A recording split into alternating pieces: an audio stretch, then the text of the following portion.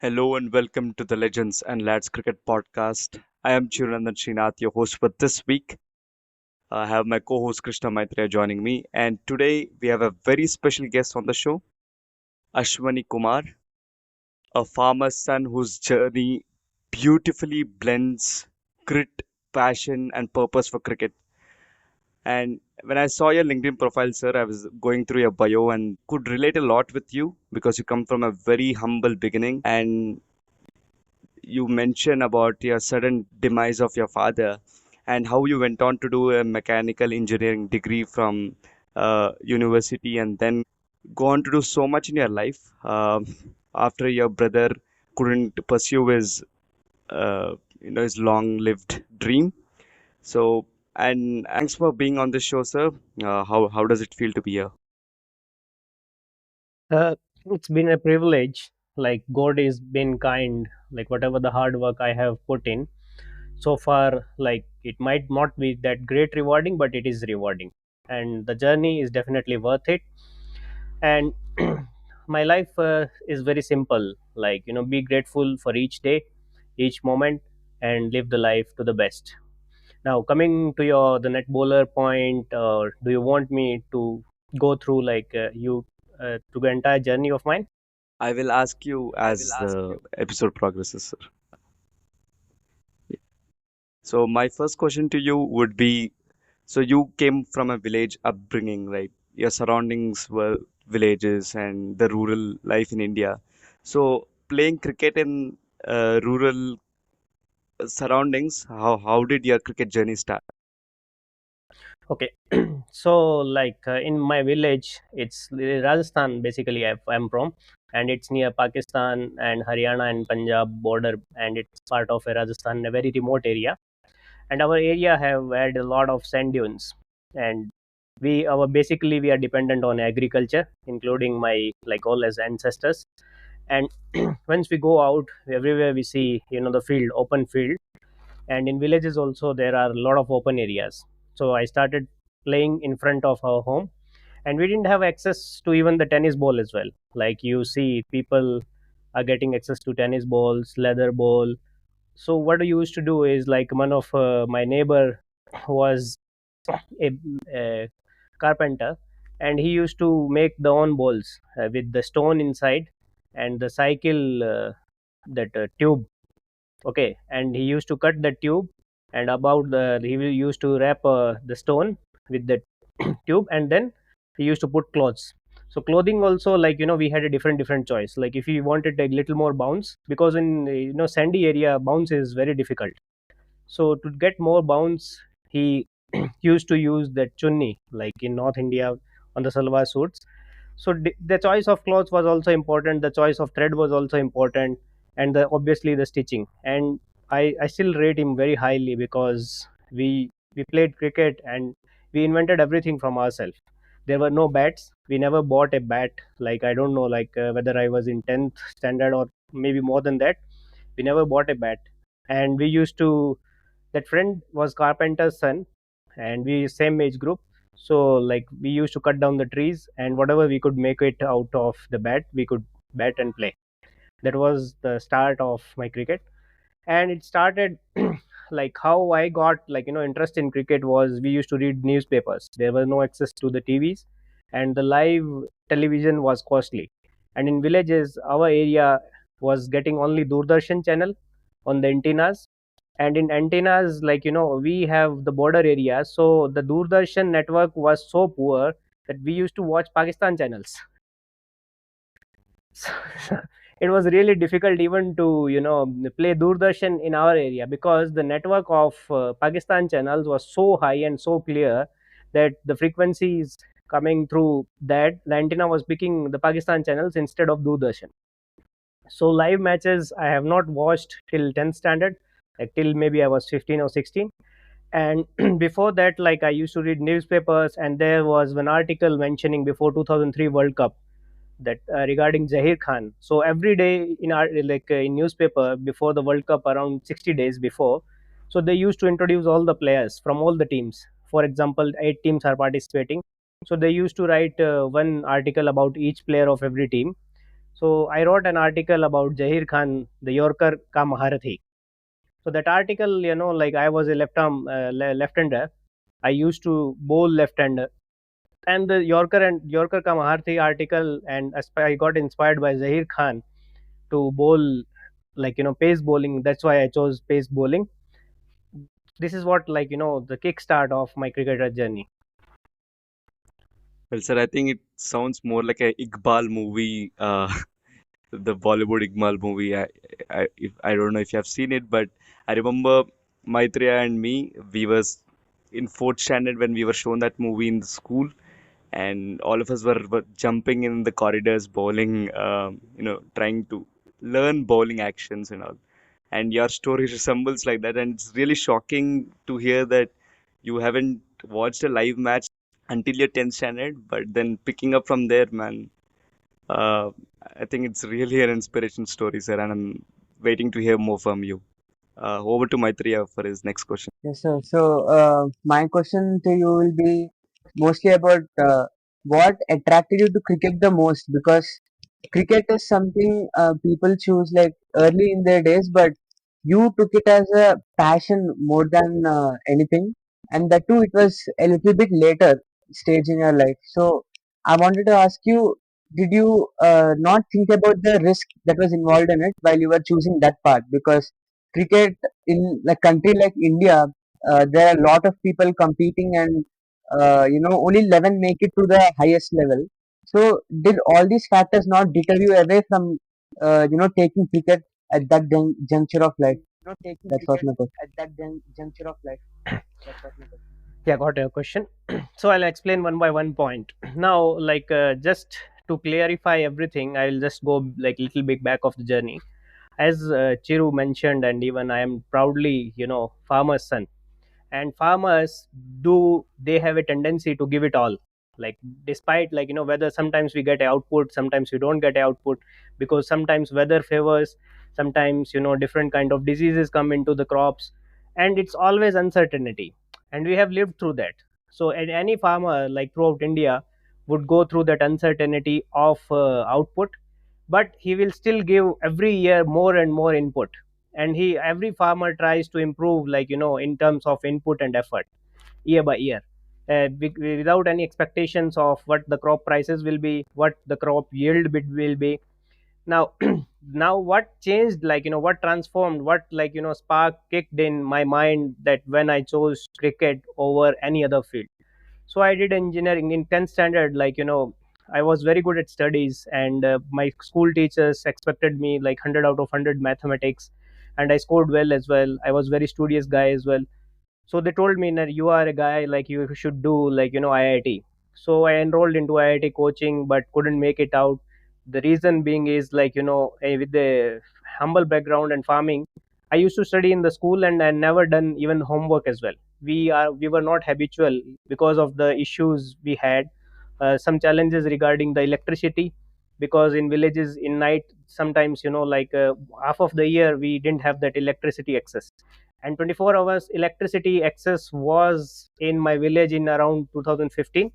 Before that, it was like sometimes 8 hours electricity, sometimes 4, sometimes 6. So we didn't have the habit of practicing. So this was the IIT part. Then, like fortunately enough, I was talented. I got an admission in SRM University, well known university from Chennai, and I did engineering in mechanical there.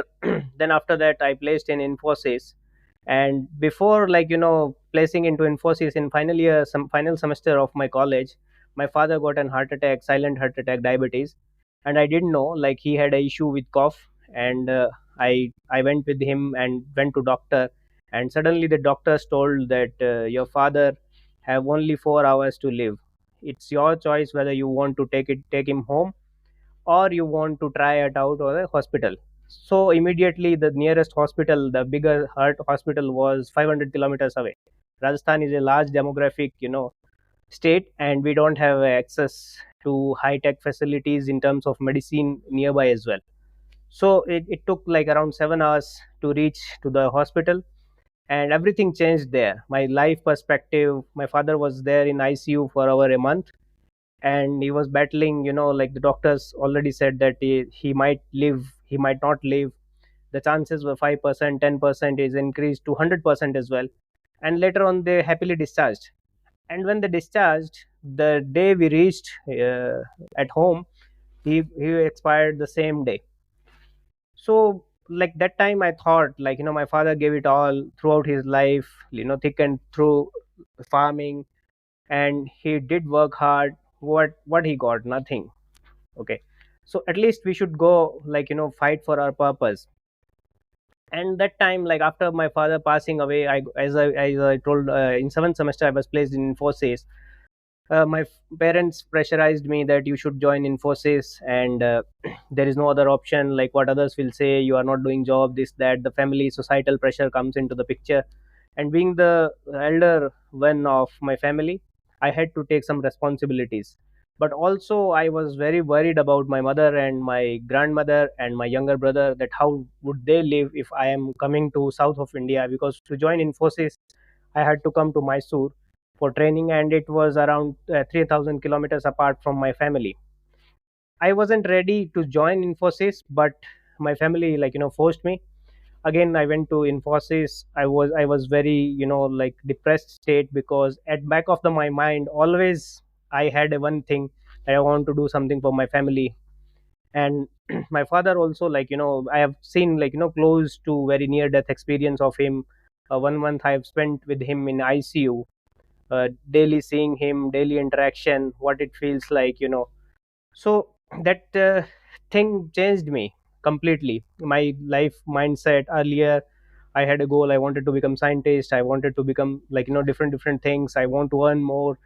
So the purpose of earning money was, completely diminished there. It's all about money. And the next point, like cricket. Now, what happened is my brother was a very good footballer. He played all the age group states as well, from school, 14, 16, 17, and 19. And he played national level as well in the age group. But what happened is I told him, like, I will quit the job, IT job, you play football, and I want to help you as much as I can. I wanted to take more responsibility as a elder brother, and I wanted to give more platform to my younger brother. That's what I wanted.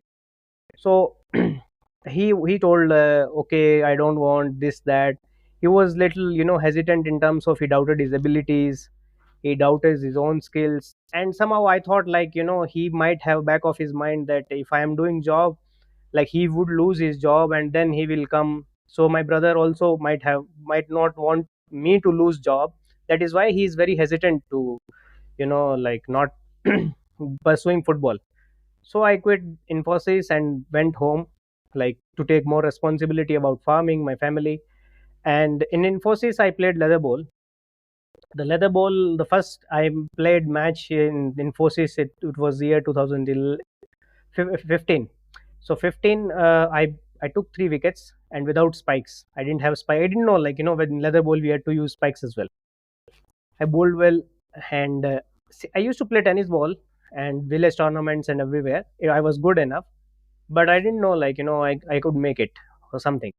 But again, coming into the next, like, where it sparked, I went home, and I went with my brother to throughout, like, India with football clubs and ISL clubs. We tried for Delhi Dynamos FC, Hyderabad Fateh Hyderabad club, in Bangalore, South United FC.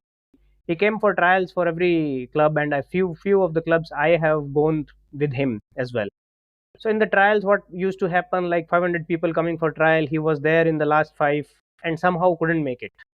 He was getting frustrated, and I didn't have any idea, like, how to help him, because I was not from any sport background, and there was no, like, we have a father or someone to guide us. Then I asked for feedback to few of the guys. The feedback I was given was his communication is very poor. Since he was from village background, he was very shy and introvert, so that I could understand. Due to this frustration, he was doing well in the trials, he gave up. And somehow I didn't like it. I thought, like, see, she told, I don't want to play football. I pushed him very hard as well, like, that you do whatever you want. It doesn't matter for me, like, whether you fail, just try. But finally, like, because of his consistent failures, he couldn't handle it, and maybe because of his communication skill, maybe, or because of self doubt, What was that?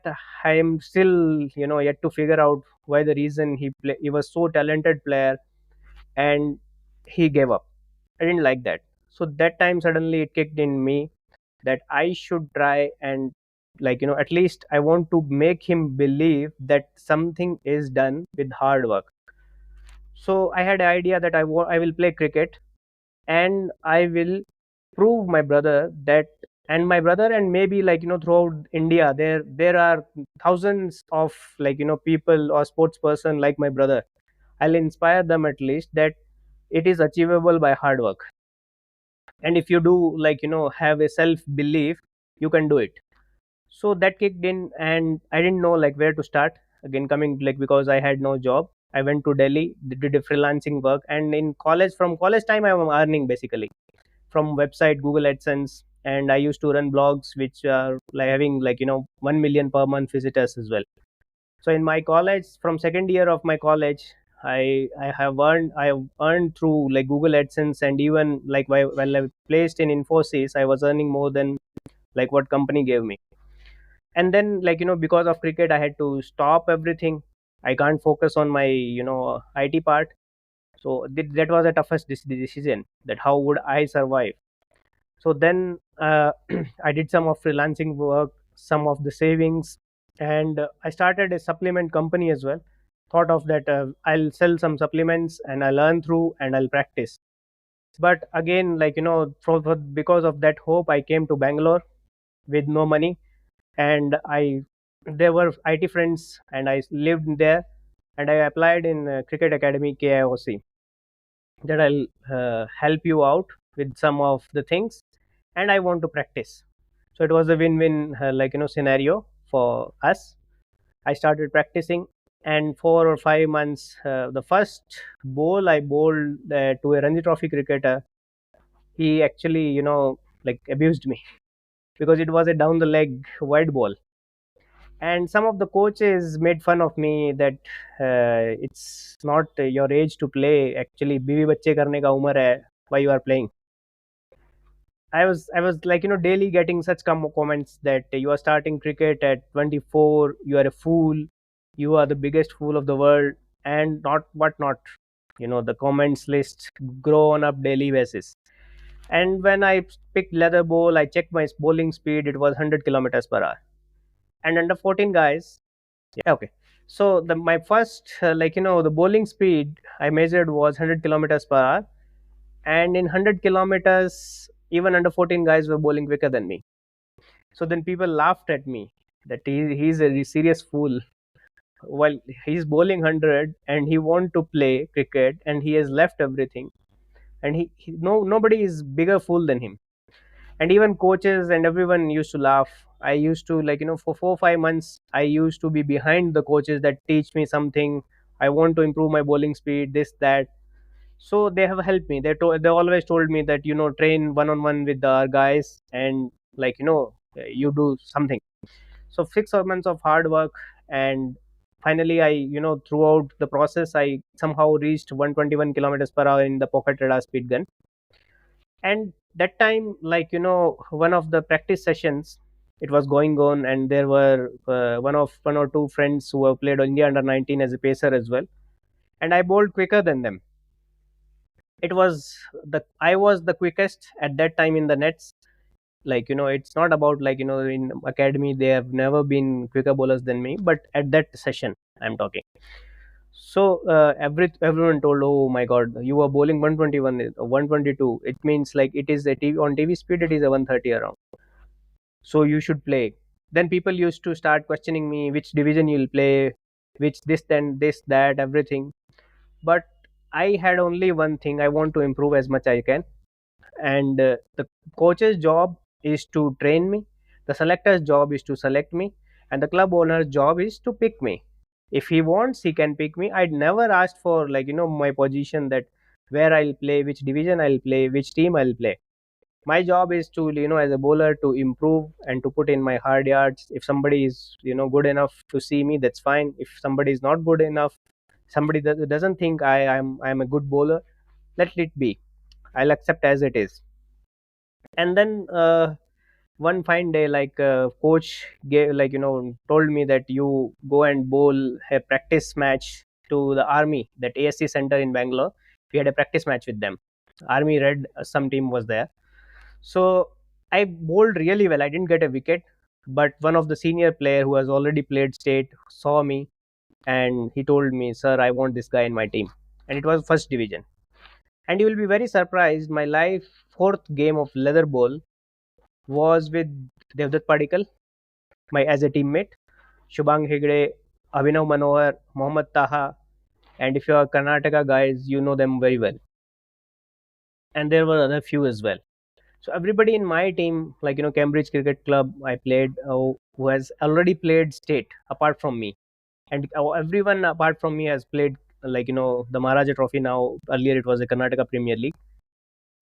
I was in a star-studded team, and it will be very funny that I didn't know even the switch over in tennis ball. Like I never, like, we have only one side bowling, and in leather ball we have to switch the ends. So even I didn't have the idea of all the fielding positions as well. So my my captain told me to run from fine leg to fine leg, because everywhere else I can't field, because I didn't know, like, if I'm on mid wicket other end where I have to go. I was clueless because it was my fourth leather game. So in a day's game, in a 90 over game, I have fielded from fine leg to fine leg. So that was my start of my first match. Yes, sir. You've talked about a lot about your, how you came up from rural background, how you used natural elements to play cricket. So my next question is an interesting one. So you've told that you didn't know even the fielding positions when you started playing out. So I'm quite well sure that your fitness also wouldn't have been to the gym mark, or say the standard of these people that you're seeing them on the field. So how did you first of all cope up with the gym techniques, or how did you start focusing on fitness? That's my first question. My second question is, okay, see, I can relate to you a lot because I am a young fast bowler like you, and I've not had any professional training.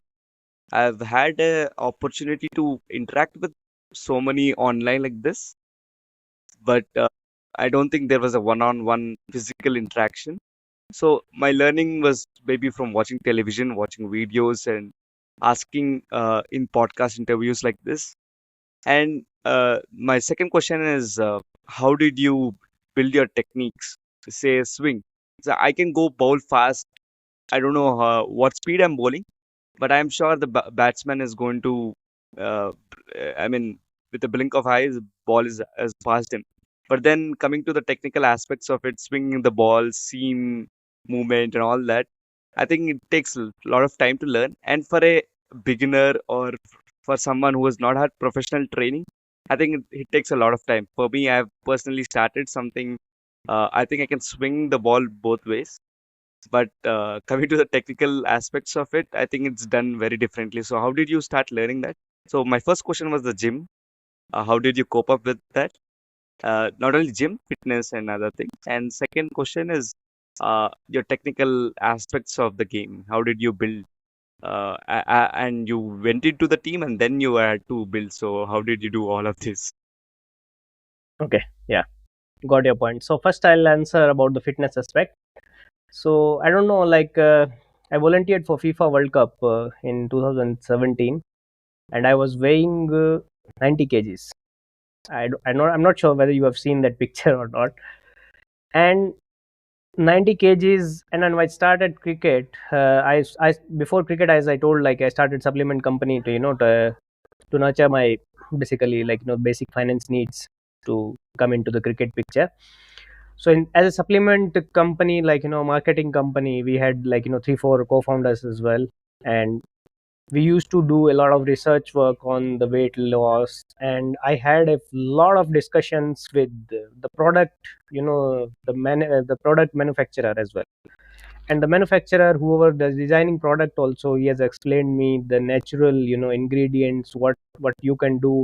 This is how you can lose the fat. This is how, like you should eat. This is what is the natural replacement for the supplement. And he actually, like told me this is the meaning of the supplement. Supplement are for supplementation purpose, not for replacing meals. So if you are not eating any good food, there is no use of any supplement. So the this diet part I was aware of, and then I reduced weight. And when I started first day of my KIOC coaching practice, I was weighing around 83 or 84, and being 5'6", it was too much without Varnish, the muscle. how could you cut through the air if you were 80 kgs, sir? The run up, was it easy for you? No, no, that's what I'm telling. Like, I'm coming to your point, technically as well. Now, when I started, like, in KIOC bowling, that's why, like, people laughed at me.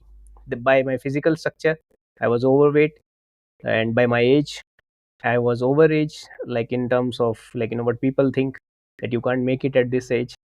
And now, coming to your technical aspect of how, like, I could run up this and that, I trained a lot. I spent from morning 6:30 till 9 p.m. in cricket academy at KIOC with Irfan sir. Irfan sir is the head coach there. And whether I could, like, train, or if I am getting a knowledge, whatever it could be, like, whole day my mind was cricket. Whether I was researching about cricket, whether I was studying. And throughout this journey, like, I used to train 2 times, morning and evening. And in between time, I was learning coaching aspect, or either I was doing any cricket work which is helping me more, or I am interacting with cricketers, like, to gain more and more and more. This was my idea. And when I was training, like, I have trained different aspects as well. I have trained with 100-meter sprinters at Kantirva Stadium with athletes. I have trained with MMA guys. I have trained with boxers. I have trained with that shot put, like, thing, and the javelin throwers a bit. I have gone through MMA training as well. So different kind, even jiu-jitsu as well.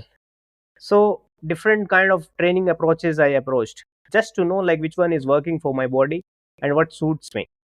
And even in the gym, like, Abhinav Manohar, like, you are well aware, he started working as a gym trainer in KOC. So I spent quite a lot time with him as well, in the gym part, like, guidance as well. And he was my teammate as well. Now, then, like, another cricketer used to come named Dinesh Bhavankar. He was a trainer, and he trained me a lot. I improved. I joined Kantirva Stadium, and Bindu Rani ma'am was the coach there, and she helped me in running technique part. The running technique, when I went to Kantirva Stadium, I trained with the athletes. Then I got to realize, like, this is what it is. Every fast bowler, I would say, whoever has no idea, like, about any strength training, gym training, should focus on running technique. This is the basic. Everyone, if you have no idea about training, you just go and train your running technique. That's all. This is what, like, I blindly trust that. I can suggest to anyone, and it will help as well. Run up was, like, little bit stopping in between. And since in tennis ball I used to run only from 5-6 steps, I have never been, like, a long run up guy. Even when I was thin also, I have never been, like, 15 step, 20 step was bowler. In tennis ball I used to bowl with 5-6 steps. And in that 5-6 step in leather ball, I have to increase, because the injury chances are little more.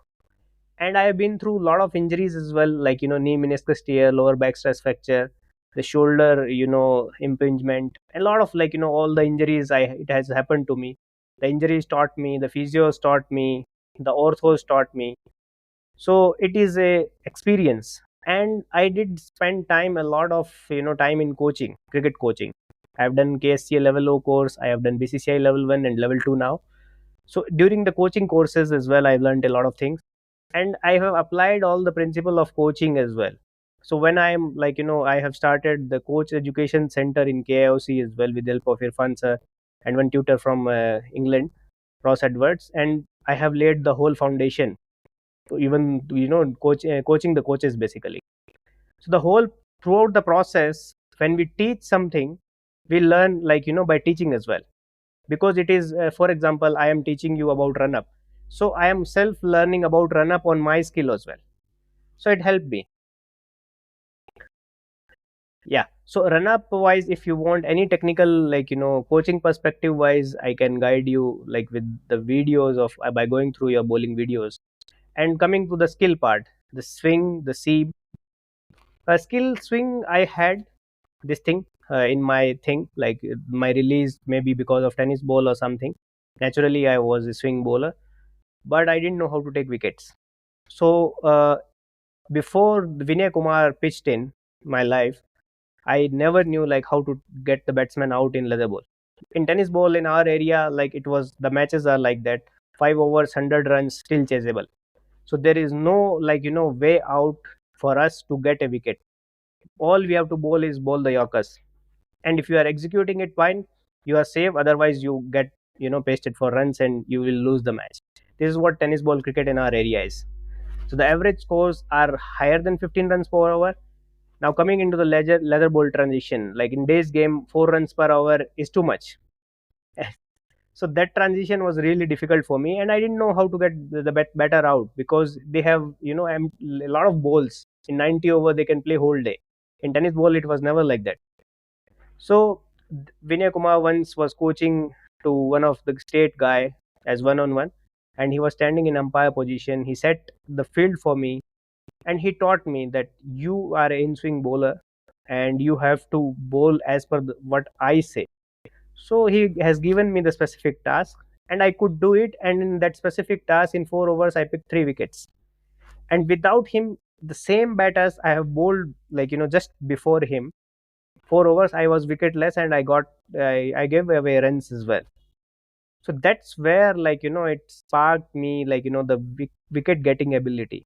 That was most important for me, more than a swing or seam. Because any bowler, whether like you will have some skill, any bowler of the world, either he's a scrambled seam bowler, either he's a pure seam bowler, or he will be a pure swing bowler, you will have one of the quality, whether you are a swing bowler or a swing bowler. So you can utilize any of this. You can learn seam, swing, everything you can learn. It's about how much effective you are. So a seam bowler, so for example, Mohammad Shami is a seam bowler. He can swing the ball, but he will be really more effective with his this one seam. And the latest example is Mohammad Siraj. He is getting wickets on the in swing scrambled seam ball. He's hit the deck hard bowler. He's a very good fine outswinger as well, swing bowler as well. But whenever Siraj swings the ball, he doesn't get wickets. And his most potent ball is coming in scrambled seam. And that's what you have to find as a bowler, which is more effective for you. And you will learn by playing the most number of matches. The more number of matches you play, you will learn your own thing. And somebody a captain might guide you, a fielder at mid off or mid on might help you, or a keeper or a slip fielder. Anybody can guide you. Or the best thing is you observe yourself throughout a period of a time, that what kind of bowler you are, and then later on plan betters, getting betters out. Yeah,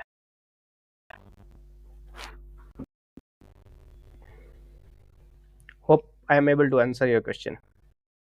Yes, sir. So, I wanted to ask you about the recent topic, especially as you said, as a fast bowler we were talking about right now. Workload management is something that has been a recent hot topic because we've seen Bumrah has been rested for the few tests. He couldn't play all the 5 tests. So, as a fast bowler yourself and as a coach, what do you say about workload management of fast bowlers? And do you think is it really necessary, or is it only for some players because of the unique actions or due to their different body types? So, what is your take on this?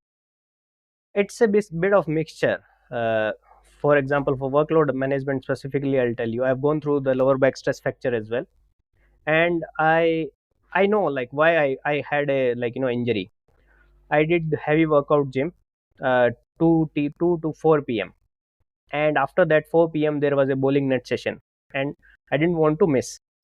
From 4 p.m. I bowled till 5:30 p.m., 5:30. And then one of my friend told, we want to check speed, we want to check speed. Okay, I said okay, we will check the speed. So he bought the speed gun. I told okay, bought, that's fine. So when I was bowling 121, but maximum at that time was 126. but I had a ego always. How much ever I have bowled, if I want to check the bowling speed, it should be one ball at least of my maximum. Otherwise, I wouldn't get satisfied. I pushed my body really hard. I bowled 127 one bowl, fastest I have ever bowled that time. And suddenly I felt some pinch in my back. But when I bowled 127, broke the previous record, still I thought, no, no, it's okay. Like I'll push it more. That was the biggest mistake of my life. I didn't understand, even I ignored the body signal. Body gave me something that you shouldn't push now. So there was something I felt in my back that something is not all right, but still I pushed. And it was the continuous session of 2 hours gym and 2 hours bowling. And I got injured and I was out for 6 months. Now the rehab process, this, that. And now coming to your workload management part and the unique action part. Every bowler generates space with a different variety of factors. For example, there are 10 bowling factors which contributes to the speed. So some bowlers will generate speed from the run up. Some bowler generate the whole the speed from their lower body. Some bowler generate the speed a little more from upper body part. Some bowlers do it from your the front foot braced. Their body weight transfer is really good. They might not be a good run up bowler, but the front back foot to front foot, the weight transfer is good. The action is really in sync. And different types of action will give different load to different body parts. For my type of action, though, it doesn't put much of effort on my back, my knee is something I get more load. For someone like Bumrah, he gets more load on his back because his knee doesn't bend. His knee is straight throughout, his front foot is braced, and it is almost a perfect front foot position where you the whole body force from the ground. So it's called as something called as ground reaction forces. So the ground reaction forces coming from the ground, it transferred through the knee and to the back. Now the whole of the force he generates at the front foot is transferred towards his back. Now this is where the factor of which how much of the body weight or the percentage, how much force in the newtons. For some bowler it's 10 times body weight it is coming on the front leg. Sometimes for some bowlers it might come 5 times. This is exact science and you have to do a little bit of research work for various bowlers, and without the research you can't get the exact values. But definitely a different kind of action will give a different load on their back. Now the second part, the most interesting and most unignored part is this. I have done I have gone through phase where I've started picking wickets, I was bowling well, but team demanded little more from my batting. I was zero, absolute zero in my batting, like first ball I'll get out like that. So the team told me you have to improve your batting, otherwise we can't make you into the 11. I started batting practice, and one day 1 hour of sweep practice, and I couldn't bowl properly, and my bowling speeds were dropped drastically. So for me, I always measure my bowling speed at least 3 or 4 sessions. If I am bowling like fifth session, definitely I'll see. I have a bowling speed gun, not for checking my bowling speed by my workload. If my bowling speed has drastically come down, means my body is giving up. It is giving me an indication that I shouldn't push, I should take a rest. This is what I have developed this thing through my own knowledge. Now if I would have managed properly, I wouldn't have injured. In international cricket, teams like especially Bumrah, Siraj, everybody is expected to bat. And a team is even in the England, you might have heard rumors or wherever that Indian tail is not contributing, Indian tailenders are not batting well, they are not scoring runs. Because of those things, they have spent quite a few hours, like 2 hours, 3 hours, and all the fast bowlers are not good fielders as well, normally, naturally. So what they have to do is they have to do fielding practice, they have to do the batting practice as much as the batters do. So usually I have seen Siraj and Bumrah bat for half an hour or hour before the team start practicing or their bowling starts. They usually bat for maybe 40 minutes as well.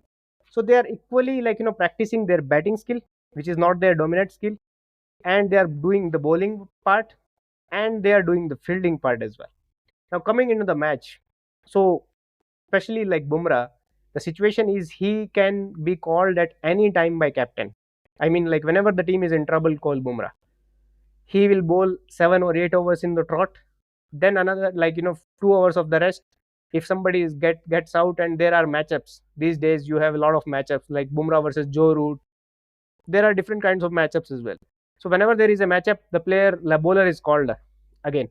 He might not have rest properly, or he might not ready to bowl. And especially with the in Australia, you have seen Bumrah has pushed in the match, like he wanted to, like make the series win, and he was pushed through such a limit that he had to stop in midway. So this is, like uncontrollable part, first thing. The other thing is the workload management should be definitely there, must. This is the must. Or either the coaches or the management or the team, if they have to play all the matches, they should stop batting practice. This is what I will say. And a gym trainer also, like in India, everybody has to do his role. So the trainer is there with the Indian team, he has to do his role. So he will give the training program as well. So you can't miss any of these. Neither you can miss training, nor you can miss fielding, nor you can miss batting and bowling. So there are 5 different types of workload, and all you have to go through, and you can't miss anyone. And then again, you are expected to, like daily give more than 100%, and they give, all the bowlers, they give more than 100%, and body will give up someday. And after, like numerous injuries, like maybe I think 3 times this is happening, like Bumrah is injured third time now. So either you, like the other option is he has to bowl slow. Maybe he might bowl in mid 20s or 30s, and he will prolong his, like run up or whatever, like his career also. That is not as effective. He would be feeling that I am not giving my 100%. This is not Bumrah. So he doesn't want to do that. This is the reason why I would definitely advocate workload management. And anybody, like who is saying the workload management shouldn't be there, is basically they are lacking a common sense, to be honest. Neither they have knowledge of science, and they lack common sense. If they want their bowlers to play every match, they have to reduce their workload. They have to find a way. Either they should bat less, or they should field less, or they should do the gym part also less. They should focus on more recovery. You have to find a way. Otherwise, body is having a limited resource. It will give up. And even, like if the Bumrah bowls slower, like 130, if Bumrah is bowling 130 pace, everybody will put question: why is he bowling? Why is he playing? If he has to bowl 130, another guy can bowl that. Then why is he playing? So you have a double standard. You are expecting Bumrah to bowl 140s, and you are expecting the same thing, that he should bowl whatever the number of overs you want. And he bowls more than anyone. Like if he is playing in the team, he bowls most of the overs. Thank you so much, sir, for this wonderful episode. And I would like to end it by I was scrolling a LinkedIn profile and I saw a recommendation given by uh, such stature Dilip, sir. He has said, I'm just reading out from there.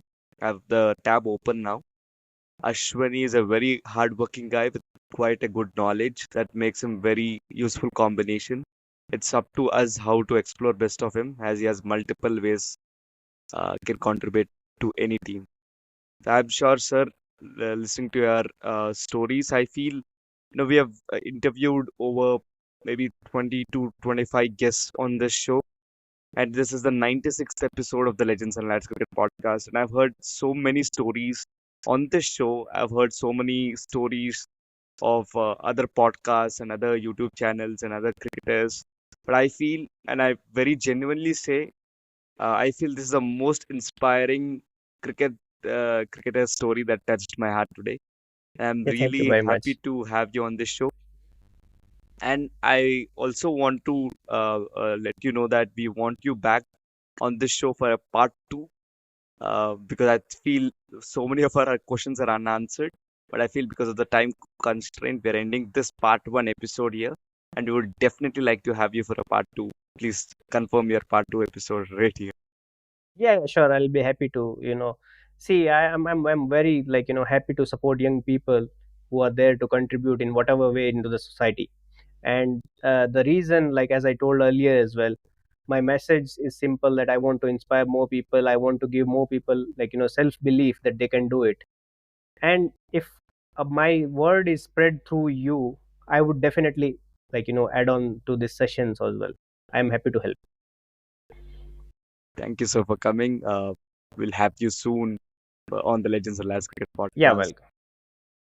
Thank you, Maitri, for joining us. And this will bring you to the end of the 96th episode of the Legends and Last Cricket podcast. Sure, thank you.